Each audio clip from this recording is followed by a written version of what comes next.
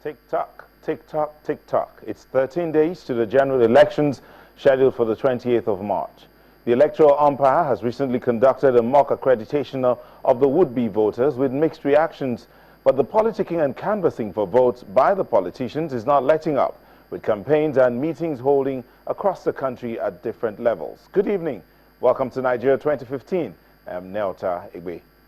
The build-up to this day has been fraught with uncertainties, hate speeches, accusations and counter-accusations, even as the politicians remained focused on getting the prize, public office. The drumbeats are sounding loud and the opposition is unrelenting in its strategizing to outdo one another. Analysts of opposition politics in the country still believe, however, that the electorate does not have a better option in any of the leading parties.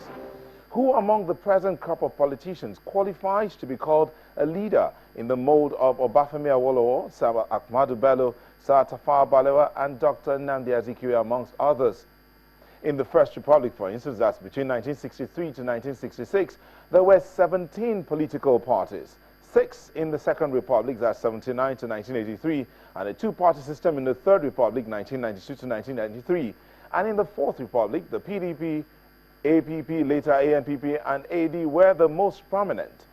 The question of a leader like Awolowo is one debate that has raged for years since the passing of a man described by the late Ikemba Nnewi, Chief Chukwuemeka Odumegwu Ojukwu, as the best president Nigeria never had.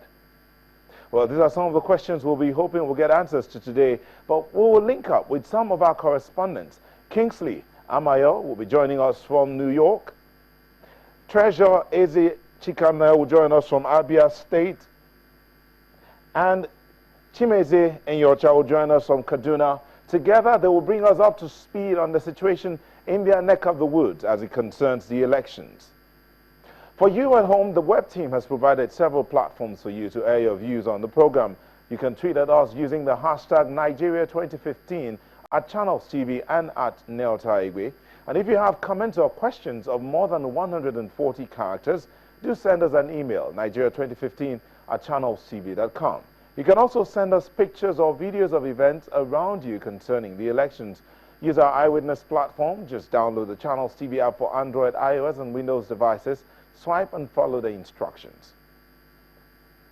Joining us tonight to answer some of these questions, Seyi Makinde is of the Social Democratic Party, Wale Arogundade of the Unity Party, and Ebi Odega is a public affairs analyst. Thank you for joining us, gentlemen. Now, what has opposition politics been like in Nigeria and beyond the shores of this country? Let's begin with what some would say is a layman's definition of the word opposition. What is opposition? If we go through some dictionaries, we'll see that, yeah, that's the question. Is there a viable opposition in Nigeria? But I said, let's start with the definition of the word opposition. A viable alternative to the incumbent political grouping. That's what could be described as an opposition. Now, some will say take out the word viable and just leave it at alternative to the incumbent political grouping. So, what has it been like? In the First Republic, Chief Obafemi Awolowo was considered like the leader of the opposition in the parliamentary First Republic as well as the Second Republic. He was considered a man that could lead the alternative to the incumbent political grouping at that time. He founded the Action Group, first of all, the Action Group in 1951, and launched what many considered a move that really touched the hearts of the people, free primary education and other advances at that time. Later on, he started the Unity Party of Nigeria, which ran between 1978 and 1983, on ideas of social democracy during the Second Republic. These were some of the things that Chief Obafemi Awolowo did when he was there. In the First Republic and the Second Republic, he was considered a leader of the opposition group at that time.